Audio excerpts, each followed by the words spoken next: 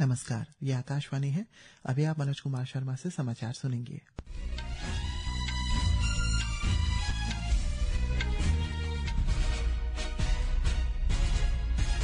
पहले मुख्य समाचार। डोनाल्ड ट्रंप ने आज रात वॉशिंगटन में अमेरिकी राष्ट्रपति के रूप में शपथ लेने से पहले देश के समक्ष मौजूद हर संकट को दूर करने के लिए ऐतिहासिक गति और शक्ति से कार्य करने का वादा किया। विदेश मंत्री एस जयशंकर ने जापान के विदेश मंत्री के साथ द्विपक्षीय सहयोग में प्रगति और क्वाड से संबंधित घटनाक्रम पर चर्चा की। उत्तराखंड मंत्रिमंडल ने समान नागरिक संहिता नियमावली को मंजूरी दी। कोलकाता की सियालदह अदालत आरजी कर मेडिकल कॉलेज की डॉक्टर के साथ दुष्कर्म और हत्या के मामले में संजय रोय को आज सजा सुनाई। और रांची में महिला हॉकी इंडिया लीग में जेएसडब्ल्यू सोरमा हॉकी क्लब का सामना दिल्ली एसजी पाइपर्स से होगा। अब समाचार विस्तार से। डोनाल्ड ट्रंप आज अमेरिका के 47वें राष्ट्रपति के रूप में शपथ लेंगे। शपथ ग्रहण वॉशिंगटन डीसी में अमेरिका के मुख्य न्यायाधीश जस्टिस जॉन रॉबर्ट्स की उपस्थिति में भारतीय समयानुसार रात 8:30 बजे होगा।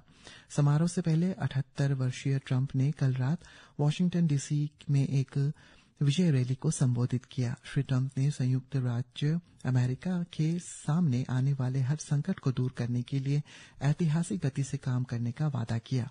श्री ट्रंप ने समर्थकों को आश्वासन दिया है कि उनके कार्यकाल की शुरुआत से समाप्ति तक अमेरिका सीमाओं पर आक्रमण बंद हो जाएगा और सभी अवैध सीमा अतिक्रमण कार्यों को भी रोक दिया जाएगा।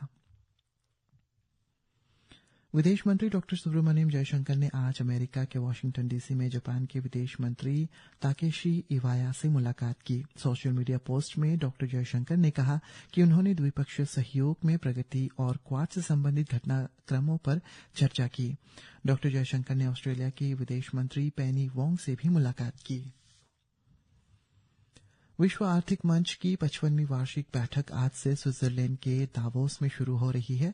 5 दिन के इस आयोजन में समावेशी विकास और डिजिटल क्रांति के भारतीय मॉडल का विशेष रूप से उल्लेख होगा। सूचना और प्रसारण मंत्री अश्विनी वैष्णव, जल शक्ति मंत्री सीआर पाटिल, नागरिक उड्डयन मंत्री के राम मोहन नायडू, खाद्य प्रसंस्करण उद्योग मंत्री चिराग पासवान तथा कौशल विकास और उद्यमिता राज्य मंत्री जयंत चौधरी के साथ भारतीय शिष्टमंडल का नेतृत्व करेंगे। भारत और श्रीलंका ने दोनों देशों के बीच ऊर्जा सहयोग को मजबूत करने के लिए सामपुर सौर ऊर्जा संयंत्र से लिए प्रति यूनिट बिजली मूल्य को अंतिम रूप दे दिया है। श्रीलंका के राष्ट्रपति अनुरा कुमारा दिसानायके ने कल एक बैठक में ये जानकारी दी। उन्होंने बताया है कि हाल ही में नेशनल थर्मल पावर कॉरपोरेशन और सिलोन इलेक्ट्रिसिटी बोर्ड के बीच संयुक्त उद्यम में 5.97 अमेरिकी सेंट प्रति किलोवाट की कीमत को अंतिम रूप दिया गया है। इजरायल और हमास के बीच नए युद्ध विराम समझौते के अंतर्गत हमास ने बंधक बनाई गई 3 इजरायली महिलाओं को कल गाजा में रिहा कर दिया है। इन महिलाओं को 7 अक्टूबर 2023 में बंधक बनाया गया था।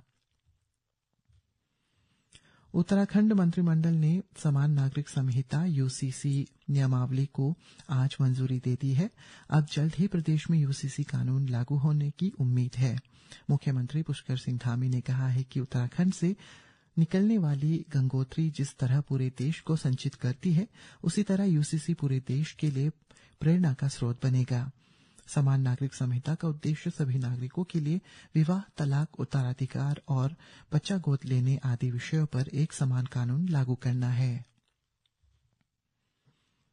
आरजी कर मेडिकल कॉलेज एवं अस्पताल की पीजीटी डॉक्टर से बलात्कार और हत्या के मामले में संजय रॉय को उम्र कैद की सजा सुनाई गई है। संजय रॉय को पिछले सप्ताह शनिवार को अदालत ने इस मामले में दोषी करार दिया था। न्यायिक मजिस्ट्रेट ने कहा है कि सीबीआई जांच से साबित होता है कि संजय रॉय इस घटना में दोषी पाया गया। पीजीटी डॉक्टर का शव पिछले वर्ष 9 अगस्त को आरजी कर मेडिकल कॉलेज के सेमिनार हॉल से बरामद किया गया था। संजय रॉय को कोलकाता पुलिस ने 10 अगस्त को गिरफ्तार किया था।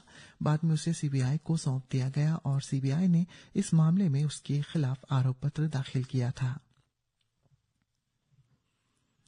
केंद्रीय श्रम और रोजगार मंत्री डॉक्टर मनसुख मांडविया ने कहा है कि भारत ने बहुराष्ट्रीय निगमों से प्रत्यक्ष विदेशी निवेश आकर्षित कर कारोबार करने की सुगमता में सुधार किया है। डॉक्टर मांडविया ने नई दिल्ली में अनौपचारिक क्षेत्र में कामगारों के लिए सामाजिक सुरक्षा कवरेज पर 2 दिवसीय अंतर्राष्ट्रीय संगोष्ठी का उद्घाटन के बाद ये बयान दिया। उन्होंने कहा है कि बिना किसी भेदभाव के कामगारों के लिए सामाजिक सुरक्षा सरकार की प्राथमिकता है। श्रम और रोजगार सचिव सुमिता डावरा ने आकाशवाणी समाचार को बताया है कि संगोष्ठी में भारत के 60 करोड़ कार्यबल को सामाजिक सुरक्षा के विभिन्न प्रावधानों के अंतर्गत लाने की संभावनाओं पर विचार किया गया है। अखिल भारतीय पीठासीन अधिकारी सम्मेलन आज से पटना में शुरू हो गया है। लोकसभा अध्यक्ष ओम बिरला ने 2 दिन के सम्मेलन का उद्घाटन किया। इस अवसर पर श्री बिरला ने कहा है कि 2025 का पीठासीन अधिकारी सम्मेलन देश के लोकतंत्र संस्थाओं को सशक्त करेगा। देश के विभिन्न विधायी निकायों, लोकसभा और राज्यसभा के पीठासीन अधिकारी सम्मेलन में शामिल है।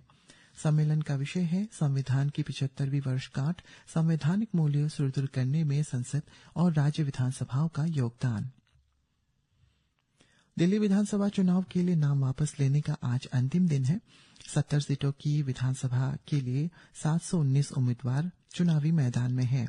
सबसे अधिक 23 उम्मीदवार नई दिल्ली विधानसभा निर्वाचन क्षेत्र से, जबकि सबसे कम 5 उम्मीदवार पटेल नगर और कस्तूरबा नगर सीटों से हैं। मुख्य चुनाव अधिकारी के अनुसार 1522 नामांकन पत्रों में से 477 रद्द कर दिए गए हैं। दिल्ली विधानसभा चुनाव के लिए 5 फरवरी को मतदान होगा और मतगणना 8 फरवरी को की जाएगी। दिल्ली विधानसभा चुनाव में अब सिर्फ 2 हफ्ते शेष रह गए हैं। भारतीय जनता पार्टी, आम आदमी पार्टी और कांग्रेस के बीच कई मुद्दों पर आरोप प्रत्यारोप की दौर जारी है। भारतीय जनता पार्टी ने आम आदमी पार्टी और कांग्रेस पर वोट बैंक की राजनीति करने का आरोप लगाया है। आज नई दिल्ली में मीडिया को संबोधित करते हुए पार्टी के वरिष्ठ नेता अनुराग ठाकुर ने आरोप लगाया है कि सर्जिकल स्ट्राइक, एयर स्ट्राइक और संसद हमले के मामले में अफजल गुरु को फांसी दिए जाने के मुद्दे पर आम आदमी पार्टी और कांग्रेस का एक ही पक्ष है। आम आदमी पार्टी के नेता और दिल्ली के मंत्री सौरभ भारद्वाज ने आरोप लगाया है कि भाजपा नेता की संपत्ति में उल्लेखनीय वृद्धि पारदर्शिता की कमी को दर्शाती है। दूसरी ओर संवाददाताओं से बातचीत में पार्टी के वरिष्ठ नेता राहुल शुक्ला ने दावा किया है कि राष्ट्रीय राजधानी में जो भी काम हुआ है वो कांग्रेस और पूर्व मुख्यमंत्री शीला दीक्षित की देन है। दिल्ली विधानसभा चुनाव की घोषणा के बाद से दिल्ली पुलिस ने आदर्श आचार संहिता के उल्लंघन में संबंध में 397 मामले दर्ज किए हैं। पुलिस ने एक बयान में बताया है कि 15 करोड़ रुपए मूल्य के 212 गैर लाइसेंसी हथियार, करीब 36,000 लीटर शराब और 75 किलोग्राम मादक पदार्थ जब्त किए गए हैं। रक्षा मंत्री राजनाथ सिंह ने कहा है कि युवा देश की संपत्ति है जो राष्ट्र निर्माण और समृद्धि में योगदान देते हैं। दिल्ली में राष्ट्रीय कैडर कोर एनसीसी गणतंत्र दिवस शिविर 2025 को संबोधित करते हुए श्री सिंह ने कहा कि भारत की संस्कृति 140 करोड़ लोगों की एकता से बंधी हुई है और प्रत्येक व्यक्ति का विकास समाज की प्रगति को दर्शाता है। भारत के संविधान के 75 साल पूरे होने के उपलक्ष्य में डाक विभाग ने नई दिल्ली के राष्ट्रीय डाक टिकट संग्रहालय में 3 दिवसीय कार्यक्रम का आयोजन किया। संचार मंत्री ज्योतिरादित्य सिंधिया ने आज डाक टिकट संग्रहालय का दौरा किया। पत्रकारों से बातचीत में श्री सिंधिया ने कहा कि भारतीय संविधान देश को प्रगति और समृद्धि के पथ पर ले जाने के लिए हमारा मार्गदर्शक है।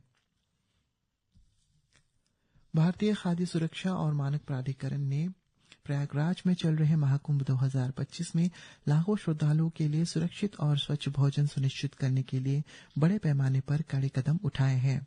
हमारे संवाददाता ने बताया कि खाद्य सुरक्षा अधिकारियों, मोबाइल खाद्य परीक्षण प्रयोगशालाओं की तैनाती और जागरूकता अभियानों के माध्यम से प्राधिकरण महाकुंभ मेले के दौरान खाद्य सुरक्षा सुनिश्चित करने में सबसे आगे है।